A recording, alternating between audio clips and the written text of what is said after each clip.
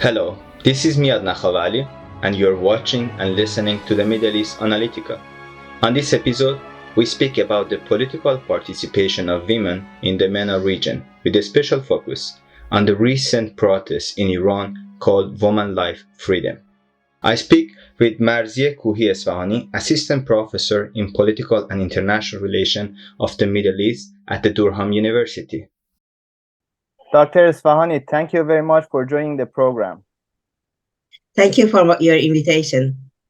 In the recent Iranian protest, which was inspired by the Women Life Freedom movement, women played a significant role in the demonstrations. Could you please briefly tell us about this movement? And also, did we experience any such movement throughout Iran's history? Okay, thank you. Interesting question. So the demonstration started in this mass scale following Mahsa Amini's arrest and death in custody, which was like the police claimed that it was because of the stress. She got a heart attack or stroke, but people believed that, and they were more accurate claims that she was beaten up and she died as a result of probably a head injury. No matter what, she died in police custody, and the police was answerable for what happened. So initially, people showed concern, and when it was announced that she had passed away, people moved towards the hospital. But from the very start, there were harsh reactions and repressions towards people who were coming towards the hospital and mourning her death. And from that, it snowballed to something much bigger, and it took many areas of Iran, many from different backgrounds, different rural areas, urban areas, and so on. So the movement was on the back of heavy repression on women's rights, and especially focusing on the issue of hijab since the start of the administration of Raisi. And the more the other part of responsibilities of the governance, such as, for example, economy or security and so on, was showed weakness, and the more this clampdown on under the banner of hijab became prominent. Right. So this was the roots of this in the initial or the most significant point. Although there were some episodes before that which had made people sensitive towards how the government and the system is treating women with the excuse of not having proper hijab. With regards to the question of whether the role of Iranian women in politics of Iran, it's got a long history. So if we go back, and like many academic literature point out to the role that Iranian women played during the constitutional revolution or the 1979 revolution or the war or during the war and after that. However, if we even further than that, even older, there are older evidence that women played significant roles on important junctures of the history. For example, when the Qajar family the Qajar dynasty came to power, their leader was a woman, and throughout the Qajar history, there is this women activism. There are these occasions that are very important. For example, the tobacco movement, where women put a huge pressure and were forerunners of the protests against the tobacco concession, which was given to British, or in other parts of the history. If we do not want to limit this to, for example, political involvement of women, you might find it interesting that the first national Iranian bank was founded based on the money that Iranian women put in together from their little savings and from selling their valuables to establish the first Iranian national bank and to become independent financially from like great powers. So it shows that Iranian women's sensitivity towards what is going on in their country, their political, social, and economic activism has not been limited to like contemporary or to very like present day. It goes back like at least 2 centuries. You almost answered my second question as well, but I'm going to ask you if you could collaborate on the role of Iranian women in empowering the Iranian society to fight the injustice which is imposed from the regime. Okay, so I already explained the role that historically women play.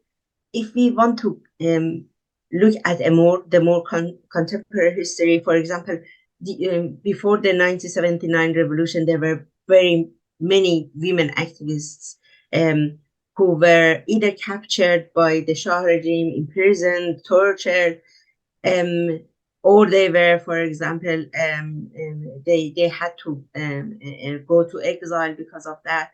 And they were from all walks of life, very religious people, women, to like more secular westernized women as well. So, for example, Khomeini's head of security guard was one of these women activists, religious women activists, who was imprisoned during the Shah by Sawak. And when she was released, because she had this very a balanced combination of femininity with masculinity. So she was the head of Khomeini's, I mean, the first leader of the revolution's security guards. So this is the revolution, and but however, the more repression and limitation on women's rights increase, the more women try to find ways, either by peaceful means and through in some periods, for example, during the sixth parliament, through activism in the parliament, through NGOs, in various means, or even, for example, sanctions and strikes, sitting strikes by some of the women activists, such as, for example, Dr. Sotude or others, who try to raise awareness as well as show protest to inequalities and injustices, not only against women, but also towards other issues which was going on in the judiciary system or in the whole system during recent years. Many of the outstanding activists that are in prison are female activists at the moment. So, what are the demands from Iranian women? And could you please name me some of the highest priority of these demands?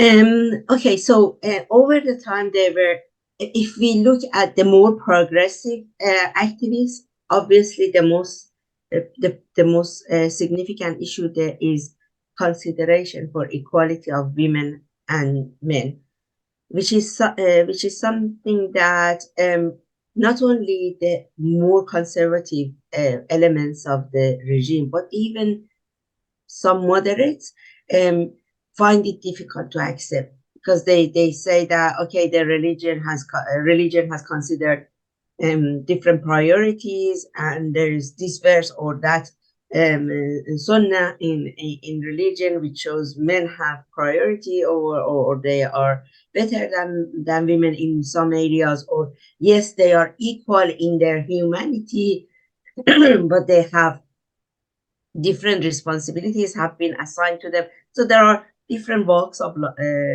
thought, walks of thought or schools of thought regarding the position of women vis-a-vis men within their religious or state-related way of thinking. More progressive women are looking for ways to find this and to establish this equality. One example is through different means, through writing, through like very peaceful actions. For example, one of these women was Azam Talaqani, who passed away a couple of years ago. And she used to be in Shah's prison during her early youth. She was arrested because of her activism. And after the revolution, one of her activism, she was religious, she was wearing full chador, heavy hijab. But every time there was a presidential election, she would go and register, knowing that she would not be verified because she is a female, but to make a point that women can be presidents, because there is a text in Iran's constitution which is interpreted that this position is only for men. And she wanted to raise the awareness that women have the ability and can be eligible for being a presidential candidate, at least candidates. And every time she was rejected, every time she was refused to be verified, but she was making a point. She was attracting media, and she was attracting public opinion's attention. So women have been, like these type of women have been using all little avenues available to raise awareness and to make people and to make decision makers think about the unfairness of these inequalities. However, there are more practical and more immediate issues that women are concerned about. So, for example, family law in Iran is so against women, it's so unfair towards women, and that, I mean, it is, there is no logic behind some of the rules and regulations which exist. So if you want to look at the everyday life of women, some people say that the legal changes are more important, because a woman cannot get out of the country without her husband's permission. She cannot do some of the jobs. For example, she cannot apply for doing further stages of medical studies without their husband's permission. So that is, or for example, if a man dies, then then it is the grandfather who has the custody of the child, and the decision making is for the grandfather rather than the mother. So some of these things are really heavy and makes more impact on the whole family, not only on one person, which is the woman. Other people focus so much on hijab, and that is because hijab has become a political instrument, not only by the Islamic Republic, but also like ages ago. Like it started from Pahlavi era, when he wanted to show the world that Iran is modernizing. He forced women to remove their hijab. So this is the first time, at least the first time in contemporary history, that women's attire became symbolic and an instrument of a political instrument. And that has continued to the Islamic republics today, whereas the regime has failed to achieve all of the promises made by the Islamic Revolution in order to prove to its supporter that no, we are still Islamic, we are still abiding by or upholding Islamic values. They've made women's hijab a symbol of Islamic Republic being Islamic, actually, where there are many signs that it is far from what you expect from an Islamic government. Right. Anyway, yeah. I wanted to move now toward the larger scale of our discussion. Let's talk about the Middle East. Okay. We know that women played a significant role during the Arab Spring, which took place across the Middle East and North Africa between 2010 and 2011. We know that women participated in protests and different form of civil disobedience, demanding political and social reforms, and of course, greater right and freedom. Are Iranian women in some way influenced by the Arab women and their struggle for freedom? And also, how does the woman life freedom movement could possibly influence the Middle Eastern women? To be honest, if we say that, oh, I can say I didn't see any significant impact from either way, like saying that either Iranian women inspired the Arab women in recent movements. I haven't. It was something that interested me, but I didn't find anything very significant and eye-catching either in the media or think tanks saying that, for example, this group of women in that Arab country or that Middle Eastern country took note of or supported or showed something significant in response to the recent movements and recent Iranian protests. With regards to the Arab uprising, that was the same. Iranian women were impressed by the actions and the Arab women's activism and their involvement in the street, but it wasn't something that they hadn't done. So basically, if we want to not undermine the impact of these two groups of women on each other, we can say that they learned from each other's tactics rather than a strategy. Each group has their own priorities. Each group has their own grievances. Some of them are shared between them, some others are not shared. But what is important is the tactics, the tactic of okay, no matter how much repression you face, stay in the streets, occupy, as Asif put it, occupy social space.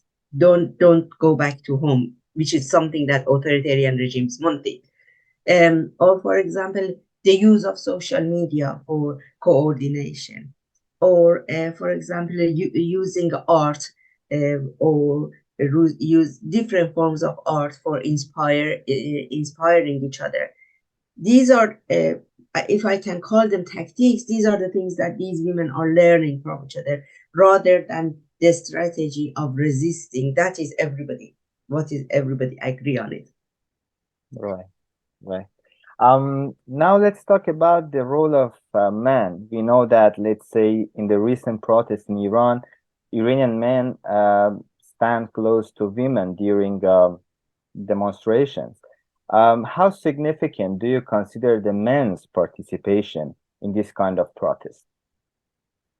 I consider it really significant. So if even every woman movement which has been successful throughout the history, it is when some influential group of men, so for example, intellectuals or men activism, they also joined the forces with women and supported and lobbied with other men in their interest. And that is the case for Iran as well. It is when men joined their forces with women, and so we had very religious men talking to the government, like issuing statements or tweeting or saying that this is the no way of treating women, or this is no way of promoting hijab. And that made the government and the state, at least at that point, to take a step back. The fact that men were willing to sacrifice their lives and help women to move forward their agenda and to resist this repression on their attire and deciding for them what they should wear or not wear. That was very significant for the government, for the state, especially as it was not only, like, for example, westernized youth which can be accused of like being, for example, corrupted by the West or being corrupted by Israel and so on. Very like people, many men who were, for example, religious scholars, they started criticizing, they started supporting women, and that was important in showing that that is not the way to go forward. That is one point. However, and you might, I mean, normally people ask these questions. We need to consider that Iranian society, at least in like not if not in larger cities, in rural areas, in smaller cities, they are still very patrimonial and patriarchal. There is a still honor killing, and it happens quite frequently. So we cannot expect miracles. It needs time, We and will it get is that. gradual. Yeah, we will get to that point. But let me again go back to the Middle East. Okay. We know that women face legal and social restrictions that limit their rights and freedom. For example, women may face limitation on their ability to work, access education, and participate in public life. Um, they may also be subject to laws that regulate their clothing, behavior, and relationship, as you mentioned. Have there been any developments recently in the Middle East region regarding this issue and regarding gender equality? Okay. So when we say Middle East, I always tell my students as well, Middle East is a vast area. You cannot like homogenize this whole area. It really, it is real. Even if we say like Gulf region, it is one country is different from another country. But however, one thing we can say, if we don't consider Afghanistan as part of the Middle East as it is Central Asia, although culturally it is relevant to Middle East. And if we ignore recent changes in Iran in the last couple of years, especially, the whole Middle East is making an improvement towards women's rights. We see some changes, some improvements in Saudi Arabia, some changes in other Arab countries. So, as I say, it is a gradual process, but it seems that with raising awarenesses, with the cultural investments that has been done in different countries, with women's activism and support of women, there has been some changes in family laws. There has been some there were either increased quota or increased appointment of women ministers, women MPs, and so on. So this shows that overall, if we want to consider the whole picture shows a considerable development. But this is in comparison with Middle East itself. This is not in comparison to any other parts of the world. Any other parts of the world have their own characteristics and dynamics. Right. You mentioned patriarchal social and political arrangement a little bit earlier, which actually gives men privilege and position of power. And unfortunately, most of the time, women are marginalized and the subject of discrimination in the Middle East countries. So, in order to change the existing situation, how significant are bottom-up reforms and, as you mentioned, social revolution? I think it is really significant. As okay, so for example, even if the law is changed regarding honor killing, because at the moment, if a man commits honor killing, they either go get imprisonment for like limited years, 3-4 years, or for example, nothing happens, nothing serious happens. They don't get life sentence. I mean, capital punishment is prevalent for everything else, but for honor killing is not. And so, but even people's mentality doesn't change, even legal change does not cut these sort of crimes or these sort of inequalities does not uproot it totally.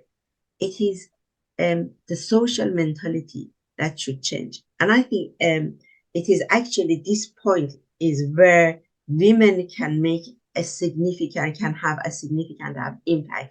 How? It is women who raise boys, who later become men, who later become brothers, fathers, who care on their sisters, mothers, wives' rights, right to freedom, right to education, right to, for example, existence if they want to have the way to have to live the way they want.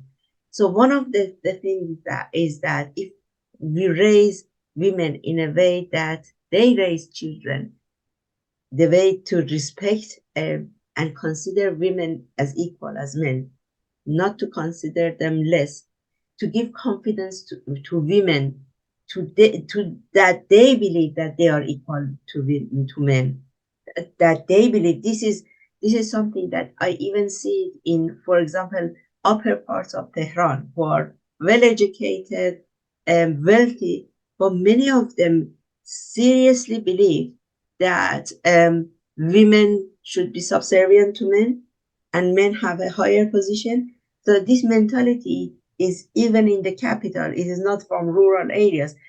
Okay, they don't condone honor killing, but they believe that women should provide services to family, and this is their first priority. It should be their first priority. When man come to home, he should rest and he should be provided with. And this sort of thing. I mean, it really depends on, you cannot give a rule for everybody. Every family is different. Every woman, every man has different situation. And this flexibility should exist in the mentality of the society. So it is this awareness, this first of all, women believing in these values, and then communicating these values to their husbands, to their children. And still, I believe it is a gradual process. It should go over generation. We need at least a couple of generations to change the social patriarchy and patriarchal system significantly, but it is doable and it is important. Dr. Esfanhani, thank you very much for joining the program, and it was a pleasure talking to you. You are welcome. Thank you very much for having me on. Thanks. Thank you very much for watching and listening to us. Please don't forget to subscribe.